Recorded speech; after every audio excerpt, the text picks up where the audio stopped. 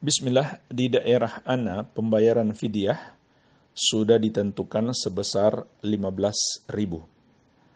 Apakah ibu hamil boleh membayar fidyah dengan uang bukan makanan dan dibayarkan ketika beberapa hari atau dibayar setelah Ramadan selesai? Hal ini dikarenakan ia tidak mempunyai uang jika tiap hari ia harus membayar fidyah di bulan Ramadan.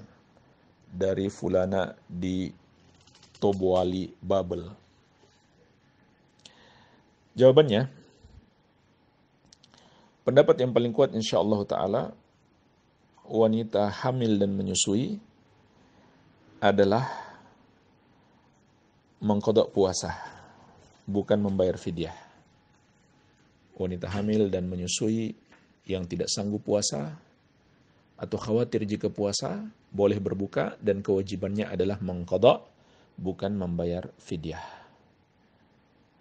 Sebagaimana telah kita sebutkan dalam pembahasan 5 orang yang wajib qadha puasa. Nah, pertanyaannya, untuk fidyah, siapa yang harus membayar fidyah? Itu ada 2 golongan. Golongan yang pertama, orang tua yang sudah tidak sanggup puasa. Orang tua yang sudah tidak sanggup puasa. Sebagaimana firman Allah Azza wa Jalla, wa 'alal ladzina yutiqunahu fidyatun ta'amu miskin. Dan orang-orang yang sudah tidak sanggup berpuasa atau merasa berat, maka hendaklah mereka membayar fidyah, yaitu makanan bagi orang miskin. Ibnu Abbas radhiyallahu ta'ala anhuma menjelaskan makna ayat ini, maksudnya adalah orang tua, kakek maupun nenek yang sudah tidak sanggup berpuasa karena sudah tua.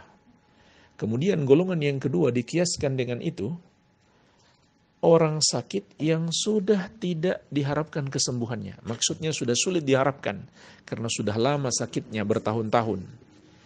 Maka dia sudah tidak sanggup berpuasa, kewajibannya adalah membayar fidyah. Dan kewajiban membayar fidyah ini hanya bagi yang mampu. Andai orang tua yang sudah tidak sanggup berpuasa dan orang sakit yang sudah sulit diharapkan kesembuhannya tidak mampu juga membayar fidyah, maka tidak ada lagi kewajiban bagi mereka untuk membayar fidyah. Jadi tidak wajib puasa, tidak wajib pula membayar fidyah. Sebagaimana firman Allah, la yukallifullahu nafsan illa wus'aha. Allah tidak membebani seseorang kecuali sesuai dengan kesanggupannya. Kalau suatu saat mereka sanggup, apakah harus bayar? Jawabannya tidak. Karena kewajiban mereka telah lepas saat mereka tidak sanggup. Ya.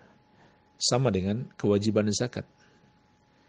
Kalau dulu kita tidak sanggup membayar zakat, kemudian sekarang kita menjadi sanggup membayar zakat, maka sekarang saja yang diwajibkan. Yang dulu-dulu tidak harus diqadha. Ya. Baik, kemudian apakah fidyah bagi orang tua yang sudah tidak sanggup berpuasa dan orang sakit yang sudah tidak diharapkan kesembuhannya boleh diuangkan? Jawabannya tidak boleh, karena ayat mengatakan fidyatun ta'amu miskin. Fidyah sebagai makanan bagi orang miskin, jadi harus dalam bentuk makanan. Dan ini juga yang dipraktekkan oleh para sahabat Nabi sallallahu alaihi wasallam. Mereka memberi makan orang miskin ketika mereka sudah tua tidak sanggup puasa, bukan memberi dalam bentuk uang. Jadi fidyah hendaklah tidak diuangkan, tapi diberikan dalam bentuk makanan. Kecuali pemerintah atau panitia menerima uang, kemudian mereka belikan makanan, lalu diberikan kepada fakir miskin, itu juga tidak mengapa. Dalam hal ini mereka bertindak sebagai wakil dari orang yang membayar fidyah tersebut. Kemudian berapa besar fidyah itu? Maka besarannya adalah setengah sok, sebagaimana disebutkan dalam hadis Ka'ab bin Ujrah radhiyallahu anhu. Setengah sok itu kurang lebih 1,5 kilogram bahan makanan pokok, yaitu beras. Setiap satu hari puasa yang ditinggalkan, maka kita keluarkan 1,5 kilogram. Boleh dikeluarkan dari awal puasa, tidak masalah, di pertengahan ataupun di akhir. Dan boleh juga cara yang kedua, mengeluarkan dalam bentuk makanan yang sudah siap dimakan. Maka ukurannya adalah satu porsi yang mengenyangkan untuk setiap satu hari puasa yang ditinggalkan. Sebagaimana dilakukan oleh Anas bin Malik radhiyallahu anhu ketika beliau sudah tua, beliau membuat makanan, lalu beliau undang 30 orang makan sampai kenyang.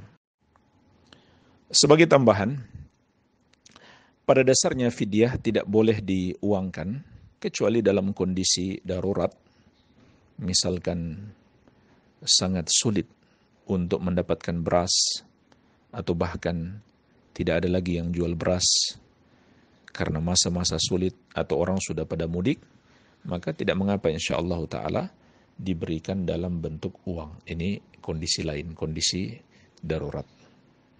Ya, adapun kalau bisa mendapatkan beras, maka hendaklah diberikan dalam bentuk beras atau makanan, jangan diuangkan demi mengikuti ketentuan Al-Quran dan pengamalan para sahabat Nabi Sallallahu Alaihi Wasallam.